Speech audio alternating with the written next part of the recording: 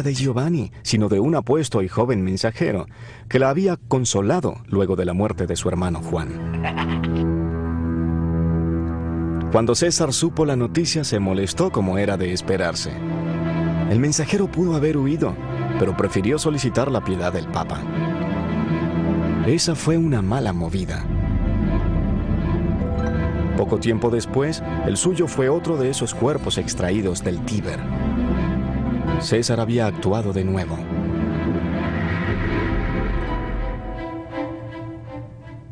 Unos meses después, Lucrecia dio a luz a su bebé, y ya estaba a salvo, pues se había casado con Alfonso de Aragón,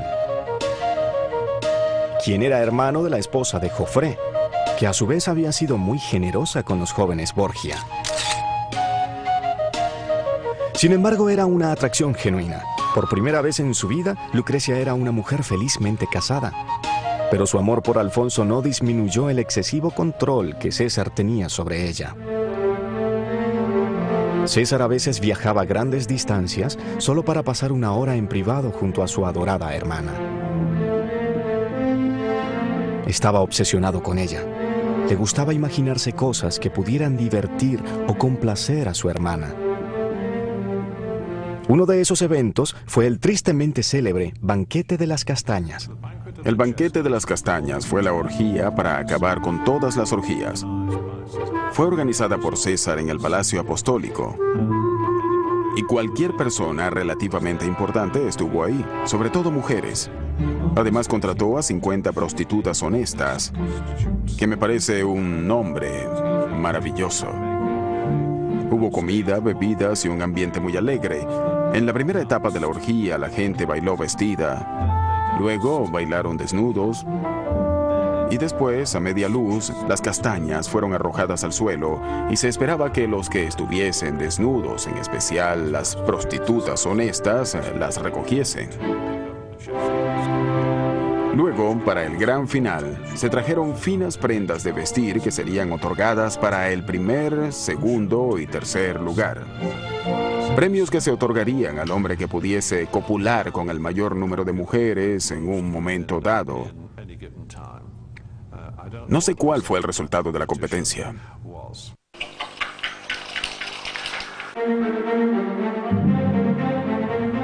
En el año 1500, la famosa lealtad de la familia Borgia fue sometida a una prueba extrema. Alfonso, al igual que su predecesor Giovanni, ya no era requerido para ser el esposo de Lucrecia. El panorama político había cambiado y la moneda del pobre Alfonso se había devaluado un poco. Para resumir, también tenía que irse. César era el hombre indicado para manejar esas situaciones incómodas. Hubo un torpe intento por asesinar a Alfonso en julio, y por supuesto fue una trágica coincidencia que falleciera debido a una hemorragia interna en agosto de 1500, apenas un mes después. Y a aquellos desafortunados que fallecían a causa de esas hemorragias, rara vez se les detectaban las marcas de estrangulamiento en el cuello. Alfonso, la gran incógnita. En la actualidad, esa clase de incidentes jamás serían ocultados por la prensa. Alguien en alguna parte daría a conocer algunos detalles. Alguien en otra parte tomaría algunas fotografías. Y por lo menos, Alfonso se salvó del usual chapuzón post-mortem en el río Tíber. Sencillamente lo enterraron en una modesta tumba. Tomando la misma actitud que los políticos modernos cuando algo sale mal, Rodrigo prometió una exhaustiva investigación sobre la muerte de Alfonso. Pero, sorpresa, sorpresa, no arrojó ningún resultado. No se encontró nada. Lucrecia estaba descorazonada, pero César, en una de sus visitas, la convenció de que eso era lo mejor. Lucrecia regresó con su familia y reanudó su antigua vida. Los Borgia se salieron con la suya una vez más. Para ese entonces, César sufría los embates de la sífilis. Y a pesar de que no tenía que preocuparse de que aparecieran fotografías suyas poco atractivas en la prensa, a diferencia de las celebridades de hoy en día, con frecuencia usaba una máscara para cubrir las terribles llagas del rostro. Pero el deseo de poder de César Permanecía tan fuerte como siempre y juró enfrentar a quien se le cruzara en su camino. Uno de los métodos favoritos de César para deshacerse de aquellos que lo retaban era el envenenamiento. Nadie sabe cuántas víctimas murieron con una copa en sus manos, escuchando el sonido de un brindis, mientras veían la imagen de un sonriente Borgia desvaneciéndose ante sus ojos. Y resultó extraño que fuera el veneno lo que matara a Rodrigo Borgia, quien falleció en 1503 luego de tomar accidentalmente una copa envenenada que estaba dirigida a otra de las desafortunadas víctimas de César. Esa sí que es una sorpresa. El Papa tomó la copa equivocada. César finalmente decepcionó a todos sus enemigos en Roma al morir en plena campaña en España en 1507. Lucrecia Borgia, a quien la historia convertiría en paria, murió mientras daba a luz en 1518, a la edad de 39 años. Lucrecia tenía reputación de envenenadora, y Donizetti en su ópera insiste en ese punto. Pero creo que debe ser visto dentro del contexto de la historia familiar. A ellos les gustaba envenenar a la gente y ella sencillamente se volvió parte de eso. Pero no creo que a Lucrecia le agradara envenenar a sus víctimas, algo que otros miembros de su familia sí disfrutaban. La familia Borgia finalmente se hundió en la oscuridad y el sueño de Rodrigo de formar una gran dinastía no se materializó. Se había propuesto hacer que el apellido Borgia fuese inmortal, y al menos en ese sentido sí tuvo éxito, pero apenas como un epíteto de maldad y un punto de referencia de cuán bajo pueden caer los humanos. Hubo una época en la que era inconcebible que una mujer fuera primer ministro o que se lanzara a presidenta. Era imposible imaginarse que algún día fueran las directoras de algún diario importante o que ocuparan altas posiciones en el mundo de los negocios. Las mujeres han sido ignoradas a través de la historia e incluso en la actualidad hay una gran cantidad de asuntos en los que no son tomadas en cuenta. El papado, en particular, siempre ha sido un territorio masculino.